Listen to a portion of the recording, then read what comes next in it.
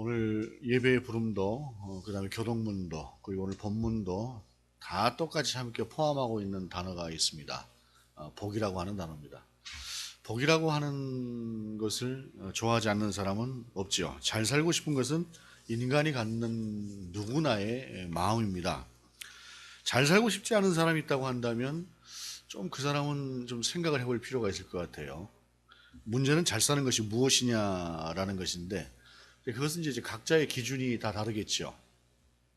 기본적으로 우리가 이제 잘 산다라고 하는 생각을 할 때에 가장 갖게 되는 기준 중에 하나가 뭐냐면 중산층이라고 하는 것에 대한 어떤 기준이 아닐까 하는 생각을 합니다.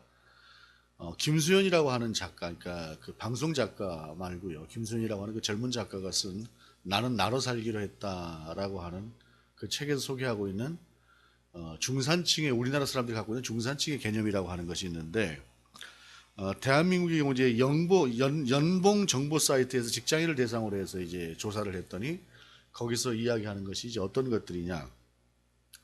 부채가 없이 아파트는 30평대를 하나 가지고 있고 2000cc급 이상의 자동차를 타고 있고 월 수입은 한 500만 원 이상 되고 은행에 한 1억 원 정도의 현금을 가지고 있고 또 그 다음에 해외여행을 1년에 몇 번씩 다녀올 수 있는 정도, 이 정도가 중산층이다라고 하는 그러한 그 답을 얻었다고 그래요.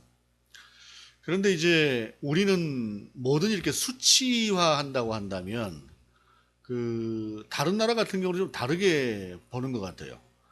영국의 옥스퍼드 대학에서 중산층이란 무엇인가, 중산층이란 어떤 것을 이야기하는 것인가라고 하는 것을 정해놔서 이제 이게 내놨는데, 그 첫째가 뭐냐면 페어플레이를 하는 것입니다. 더티하게 하는 것이 아니라 뭐든지 원칙에 따라서 행동한다라는 거죠. 그 다음에 자신의 주장과 신념을 가져야 된다는 것입니다. 내가 어떤 신념을 가지고 있고 어떤 세계관을 가지고 있고 어떤 철학을 가지고 있는가라고 하는 것이 분명해야 된다는 것입니다. 그 다음에 세 번째가 독선을 가지면 안 된다는 것이에요. 신념과 독선은 전혀 다른 것입니다. 신념이라고 하는 것은 내가 가지고 있는 세계관이고 철학이지만, 독선이라고 하는 것은 내 아집이에요. 내 고집이고 내 유지인, 그러한 것들이기 때문에 신념과 독선은 전혀 다릅니다. 그 다음에 약자를 두둔하고 강자에 대응할 것. 그 다음에 마지막으로 불의와 불평과 불법에 의연히 대처할 것이라고 하는 것입니다. 저는 이제 이것을 보니까 정말 마음이 흡족하더라고요. 어찌 보게 되면 가장 그리스도인적인 어떤 가치관이 아닌가라고 하는 생각을 하게 되었습니다. 그러면서 계속 소개하고 있는 것 중에 이제 프랑스의 그 전에 대통령이었던 퐁피드라고 하는 사람이 그 쓴 중산층에 대해서 이야기한 것은 좀 실질적으로 생활하고 관계가 되는 것을 이야기를 하고 있어요. 외국어 하나 정도를 구사하며 폭넓은 세계 경험을 갖출 것.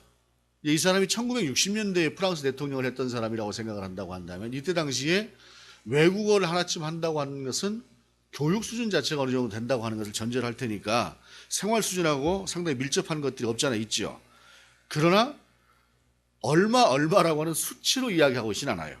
그 다음에 한 가지 이상의 스포츠를 즐기거나 하나 이상의 악기를 다룰 것이라는 것입니다. 다음에 남들과 다른 맛을 낼 수 있는 별미 하나 정도는 만들어서 손님을 대접할 것. 남자 여자나 똑같은 거예요.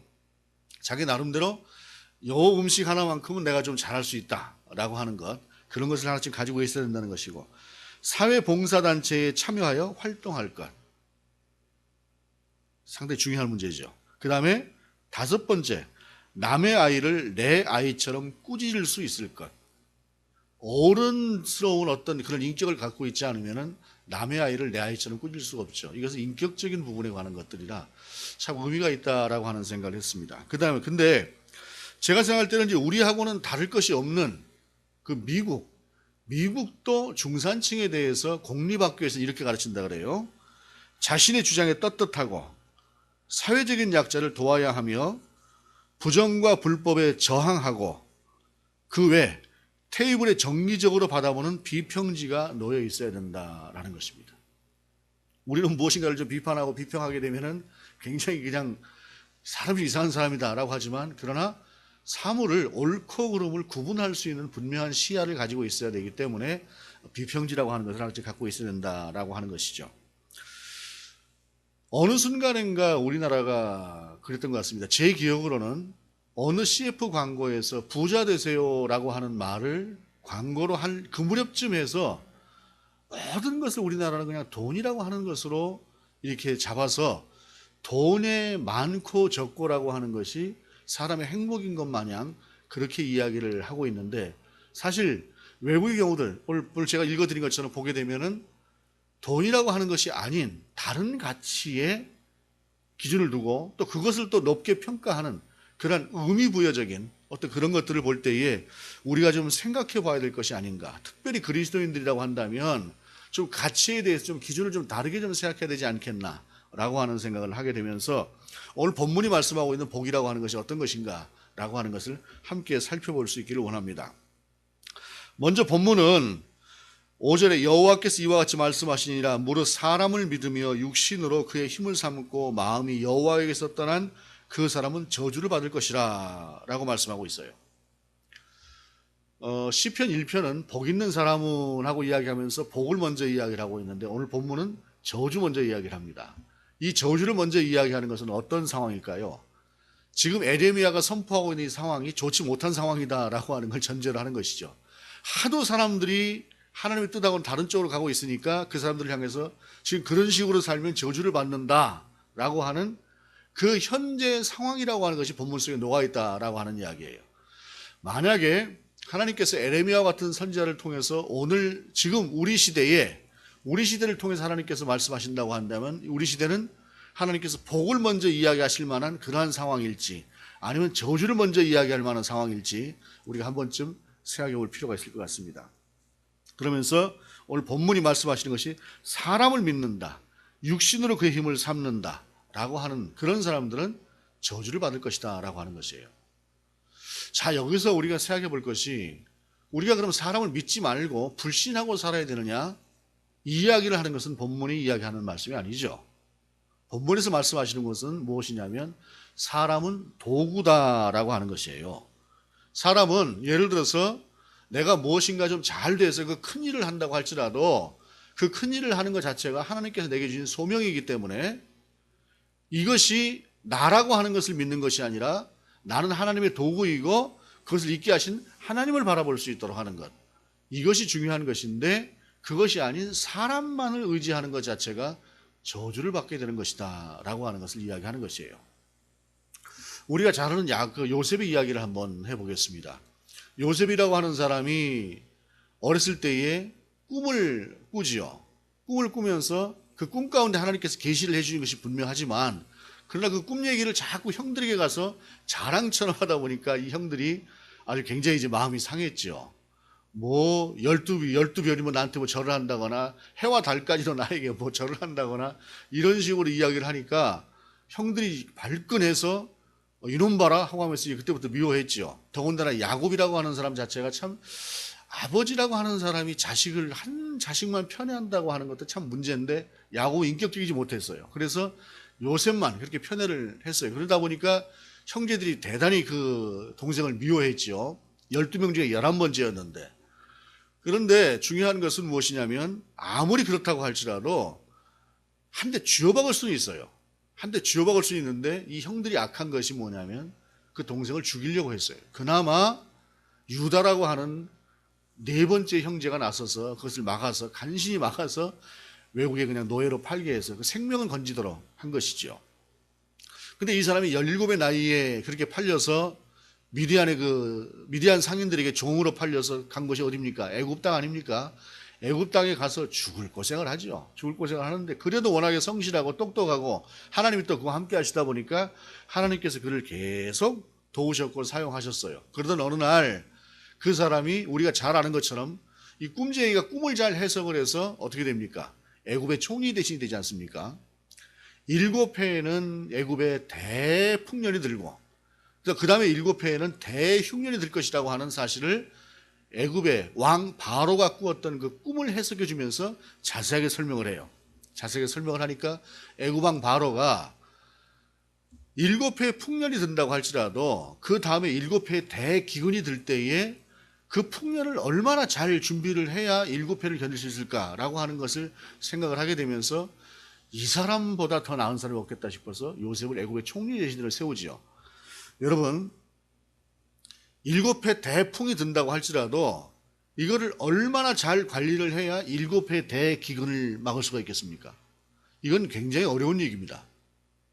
한두 해 정도는 모르겠지만은 아무리 풍년이 오래 들었다고 할지라도 돈이라고 한다면 그냥 쌓아놓고 쓰면 되지만은 곡식이잖아요.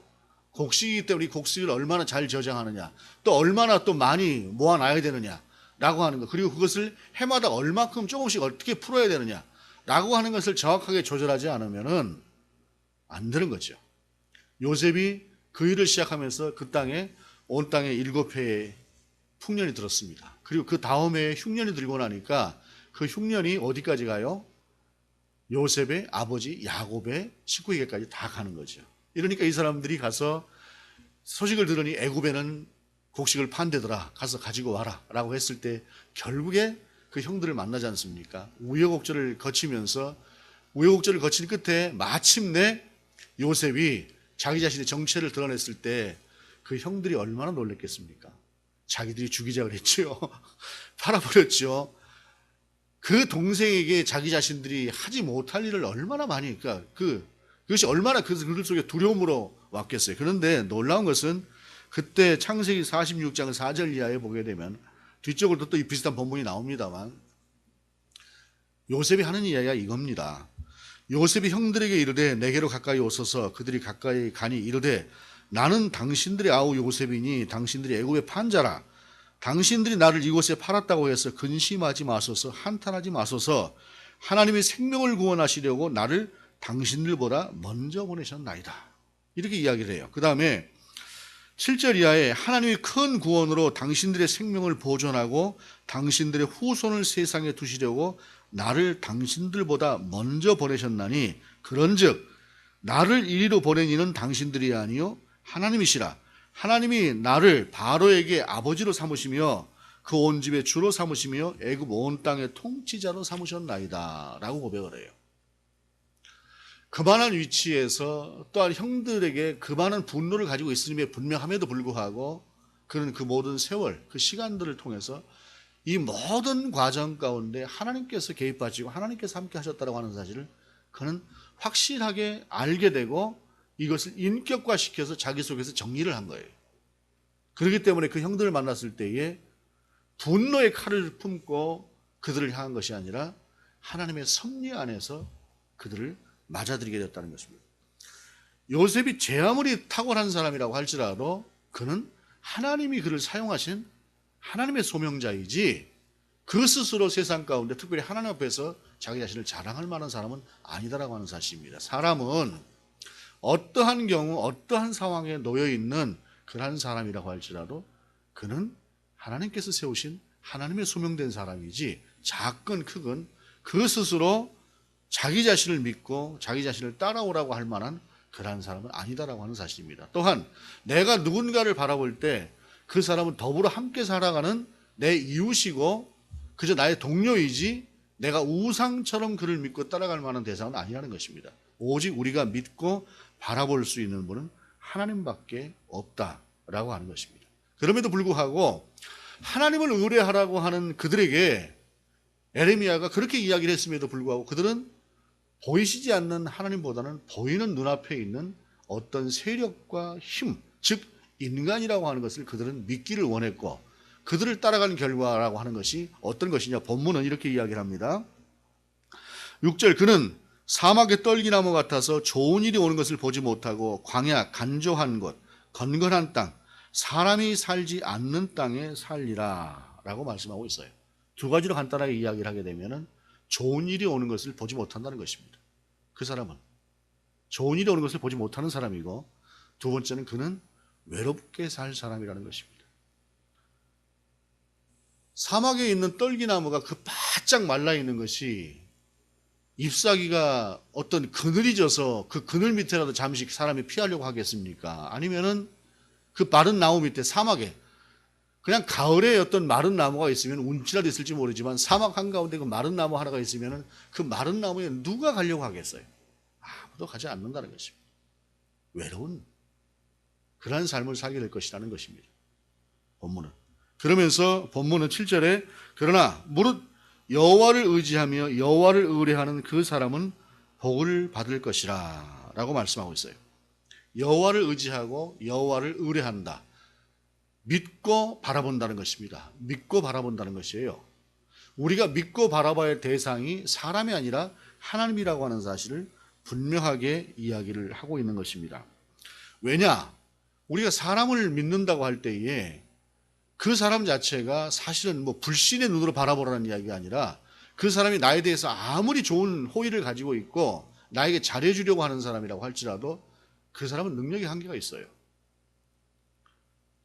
사람이 세상을 살다 보면은 내가 누군가를 꼭 도와주고 싶을 때가 있어요. 내가 돕고 싶은 사람도 있고 그래서 그 사람을 도와주려고 할 때도 있지만 그런데 경우에 따라서는 내 능력이 붙이거나 상황이 변하거나 해서 내가 나빠서가 아니라 모든 상황이라고 하는 것이 여의치 못하고 내 능력이 부족하고 그러니까 상황이 바뀌면서 내가 그 사람에게 도움을 주지 못하는 그런 때가 있어요. 그런데 그 사람은 나만 바라보고 있다고 한다면 참 낭패겠죠. 이거는 사람이 나빠서의 문제가 아니라 사람이 갖는 한계의 문제라는 것입니다. 또한 세상에는 그렇게 선의만 가지고 있는 것이 아니라 그렇지가 못한 사람도 많아요. 얼마 전에 지난주 뉴스에 보니까 그 참 희한한 그 사람이 있더군요. 사기왕이라고 해가지고 감옥에 들어가서 12년 이제 형을 살았는데 올해 나오는 때래요. 올해 나오는 때인데 감옥에서조차도 1,000억대의 사기를 또 사기 행각을 벌여서 지금 어떻게 될지 모르겠다고 이야기를 해요. 여러분, 감옥에서까지도 1,000억대의 사기 행각을 벌일 사람이라고 한다면 그 사람이 보통 사람은 아니죠. 무엇인가 그냥 감언이설을 하게 되면 사람들이 탁탁 넘어가니까 그런 거 아니겠습니까? 얼마나 믿을만 할 것 같아요. 막 그런 사람 옆에서 막 이게 뭐라고 이야기를 하게 되면은 사람들이 막 넘어가니까 이 사람은 정말로 믿어도 되겠다. 그렇게 따라가다가 패가망신을 하는 것 아니겠습니까? 사람이라고 하는 것은 그 사람 자체가 선하다고 해도 그 능력의 한계가 분명히 있어요. 상황의 변화가 있어서 그 사람이 가끔 그런 말을 하죠. 못되게도 씁디다마는 돈이 거짓말한다라고 하는 말을 하는 것도 사실은 일리는 있어요.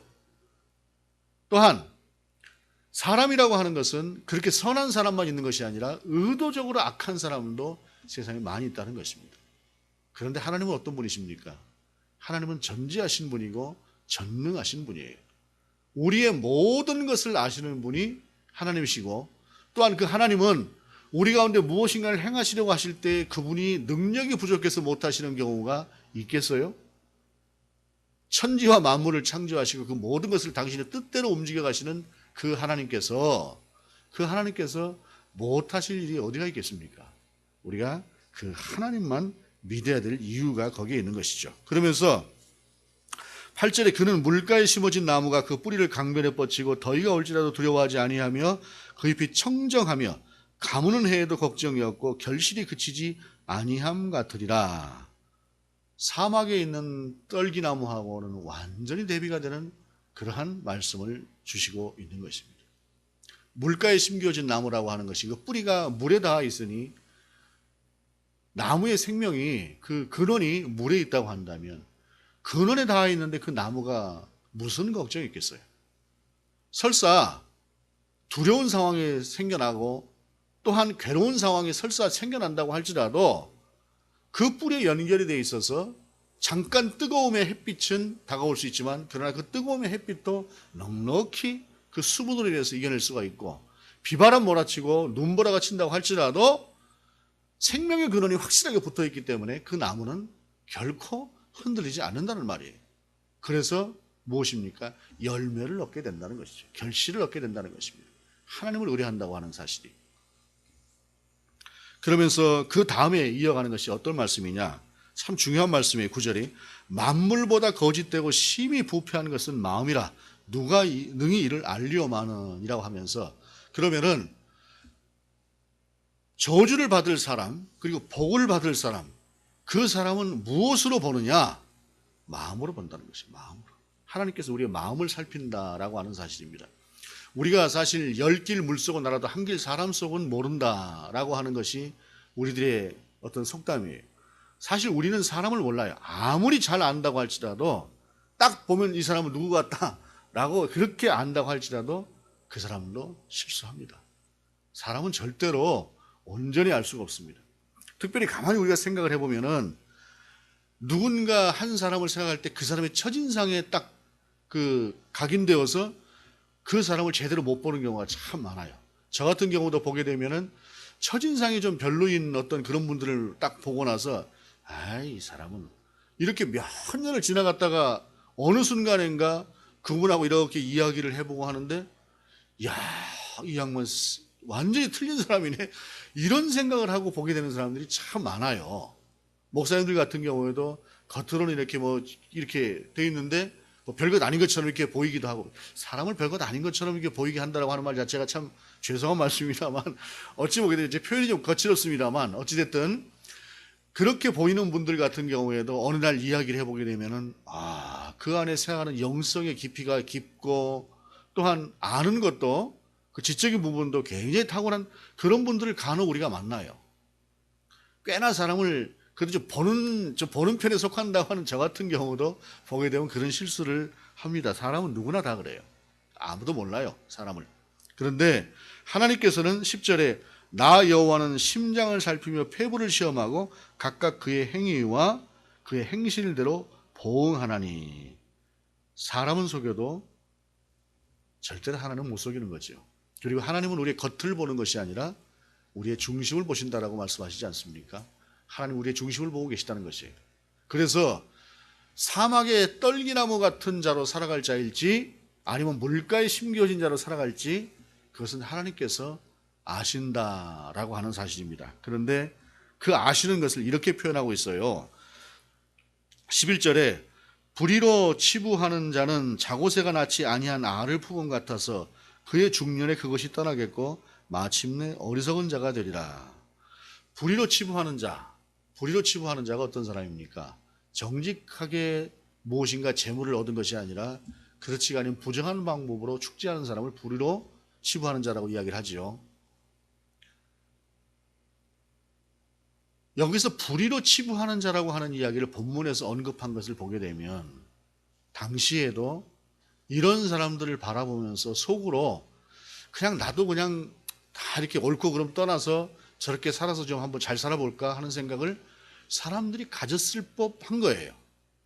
불의로 치부를 해도 잘 사는 거 보니까 나도 좀 저렇게 한번 해볼까 하는 생각이 사람들 속에 있다는 얘기예요. 오늘을 살아가는 우리에게도 그런 생각이 있을 수 있어요. 그런데 하나님께서 오늘 본문은 자고새라고 하는 새를 들여다가 비유로 말씀하세요. 자고새라고 하는 새가 어떤 새인지는 이제 정확하게 이렇게 이야기를 하기는 좀 어렵지만 제가 과거에 자연 다큐멘터리 하나를 본 적이 있어요. 자연 다큐멘터리 하나를 본 적이 있는데 어느 새가 둥지를 틀어놓고 자기 알을 딱 품었어요. 한 5, 6개 알을 품었는데 어떤 못된 새가 딱 날아오더니 그 어미새가 잠깐 날아간 사이에 알을 하나 턱 떨어뜨리고 자기 알을 거기다 놔고 가요. 또 그 다음에 가서 또 와가지고 어미새가 날아간 사이에 또 다른 알을 하나 턱 떨어뜨리더니 거기다 또 자기 알을 놓고 가요. 이렇게 해서 끝내 그 안에 있는 그 원래 어미새가 낳았던 그 모든 알을 다 치워버리고 자기 알로만 거기를 딱 채워놓더라고요. 이 새는 그것이 다 자기가 낳은 알인 줄 알고 정성스럽게 품고 부화가 되고 나니까 벌레 가져다가 그냥 하나씩 먹여가면서 그 새들을 그렇게 키우더라고요. 참 짠하기도 하고 그냥 화도 좀 나고 아무리 새지만 어떻게 저럴 수가 있나 라고 하는데 오늘 본문이 불의로 치부한 자를 자고새라고 이야기를 하고 있어요. 뭔가 결실이 있고 하니까 자기 것 같고 대대로 이어질 것 같고 하지만 아니라는 거예요. 네가 그렇게 품어봤자 너는 남의 새끼 품고 있는 것 같다는 것이. 이 얘기를 우리가 좀 다른 각도에서 한번 봐보십시다. 알을 몰래 갖다 놓는 것은 사탄이라고 할 때에 결국 장오새와 같이 남의 알을 품고 그것을 마치 불의한 제물로 자기 것인 것 마냥 행하는 그 사람은 사탄의 알을 까는 사람이라는 거예요. 사탄의 알을 까는 사람. 오늘 본문은 그렇게 이야기를 하고 있는 것입니다. 불의로 치부한 자는 자고새가 남의 알을 까는 것 같다라고 하는 것이에요. 그러기에 하나님께서는 늦어도 좀 더뎌도 하나님의 뜻 안에서 하나님을 바라보고 사는 것, 이것이 복 있는 자다라고 하는 것을 말씀하고 있어요. 제가 이제 오늘 그 TV 얘기를 또 하게 됩니다. TV 얘기 또 하게 되는데, 자연 다큐멘터리 했다가 또 이제 또 하나 이야기를 하게 되는데, 얼마 전에 우연히 이제 TV 채널이 딱 돌아가다 보니까 그 집 구경을 시켜주는 TV 드라마가 있더라고요. 그 우리나라 집이 아니라 해외에 있는 어떤 그런 집들을 구경을 시켜주는데, 미국에 그 있는 뭐 헐리우드라거나 베버리 hils라거나 이런 곳에 있는 그야말로 어마어마한 그런 집들을 소개를 해줘요. 그런데 그 중에 하나 제 마음에 아주 딱 드는 집이 하나 있더라고요. 헐리우드에 있는 집인데, 헐리우드의 그 산에 높이 있어요. 외국은 특히 미국 같은 경우에는 부잣집들은 높은 곳에 있고 가난한 집들이 낮은 곳에 있대요. 우리나라는 산하면 산동네 이야기를 하지만, 근데 그 헐리우드의 그 높은 곳에 있는 그 집 중에 하나가 들어갔을 때 보는 그 집보다는 저는 들어간 이후에 그 뒤에 펼쳐지는 그 풍경이 너무 괜찮더라고요. 높이 있다 보니까 그냥 그 밑에가 다 그냥 그대로 다 내려다 보이는 거예요. 다 내려다 보이는데 거기에다가 풀장을 만들어 놨더라고요. 풀장을 딱 만들어 놓고 옆에서 쉴 수 있도록 이렇게 해놓고 하는데, 그 풍경이 얼마나 좋은지 진짜 저런 곳에 한번 살아보고 싶다 하는 생각이 들더라고요. 저보고 그런 집에 줄 테니까 가서 살으라고 하면은 제가 거절하겠습니까? 왜 거절을 해요? 거절 안 하지요. 그런데 하나님께서는 저에겐 저의 길을 주신 거 아니겠어요? 그리고 또 한 가지, 그러면서 제가 생각했던 것이 있어요.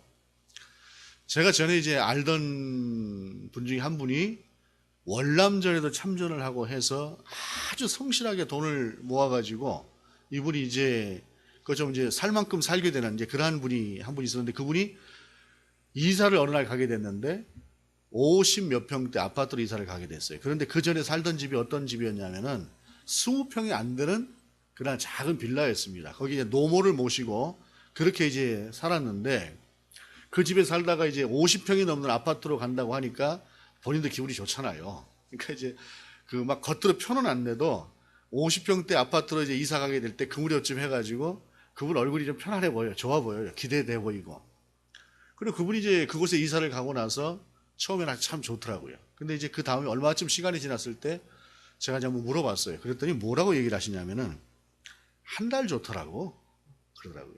한 달 좋더라고. 한 달 지나고 나니까 그 집이나 이 집이나 똑같아. 그렇게 이야기를 하세요.